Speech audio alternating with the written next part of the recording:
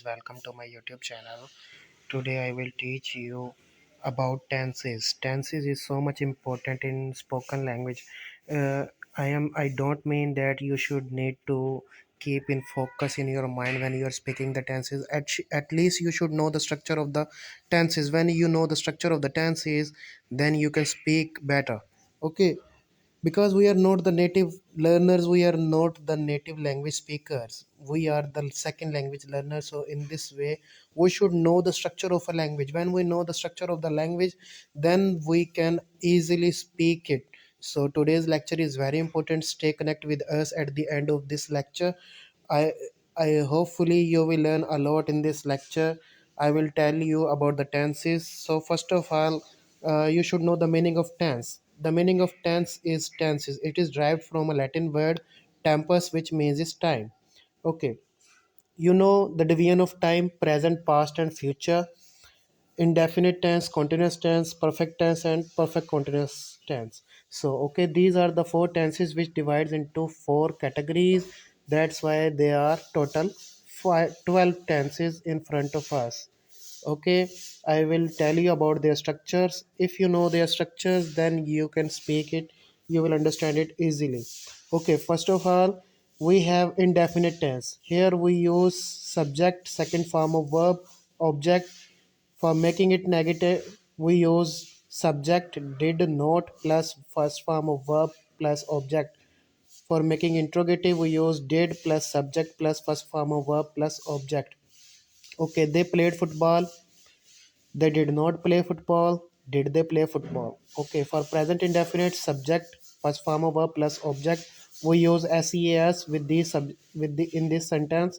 He, she, it. We use does. I, we, you, they. We use do. For example, he writes a letter. Negative sentences: he does not write a letter. Interrogative sentence: he write a letter?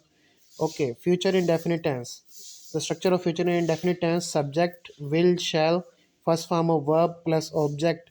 I, we use shall. I shall play badminton.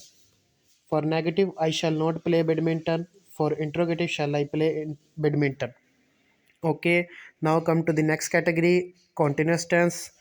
Past continuous tense. Subject was verb plus fourth form of verb, which we call for first form plus ing form plus object. So he, she, I, it, we use was.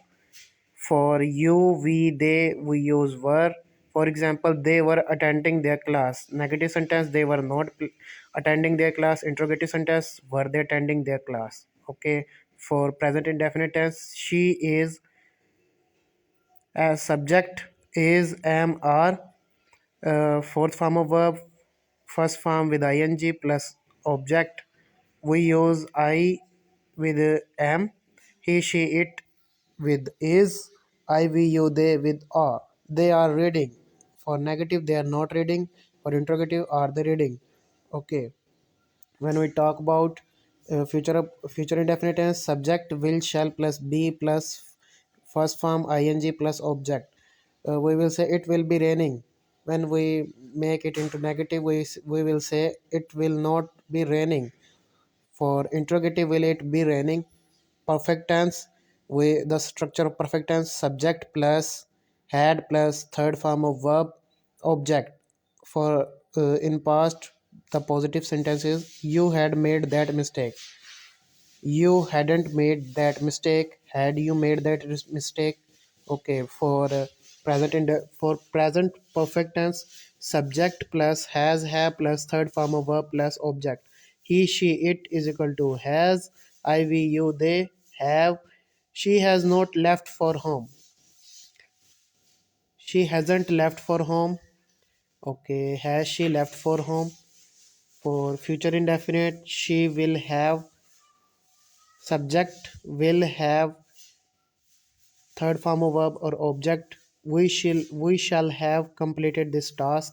We shall not have completed this task. Shall we have completed this task? For past perfect continuous tense: subject plus had been plus fourth form of verb plus ing plus object plus time. Okay, we will use like she had been sleeping for 3 hours. He had been reading the book since morning. Okay, in present indefinite tense we use has in place of had. Like, he has been reading the book since morning. She had been playing cricket for 3 hours. Okay, for future indefinite tense we will use she will have playing some songs for 2 hours. He will have been eating some food since morning. So these are the structures of active voice which I told you. For again, I am telling you it's very simple formula for present indefinite and past indefinite and future indefinite. Keep in mind, in past indefinite we use second form, in present indefinite we use first form, in future indefinite we use first form. Okay, so in future indefinite tense we just use will and shall. Okay, in continuous tense, when you know the structure of one sentence, you will know the structure of another tense automatically. It is very easy. There is a little bit difference between them. Like in past continuous tense we use was. She was sleeping.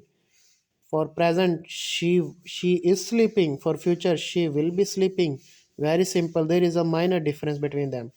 She had eaten breakfast. Okay. In past indefinite, she has eaten breakfast. She will have eaten breakfast.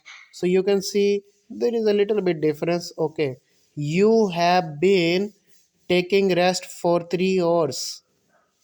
Okay. Present, past, you had been taking rest for 3 hours. For future indefinite, you will have been taking rest for 3 hours. So now I hope you know the structure of these sentences very well after listening to this lecture. Wish you good luck. This is all from my side today. Allah Hafiz. Meet you next lecture.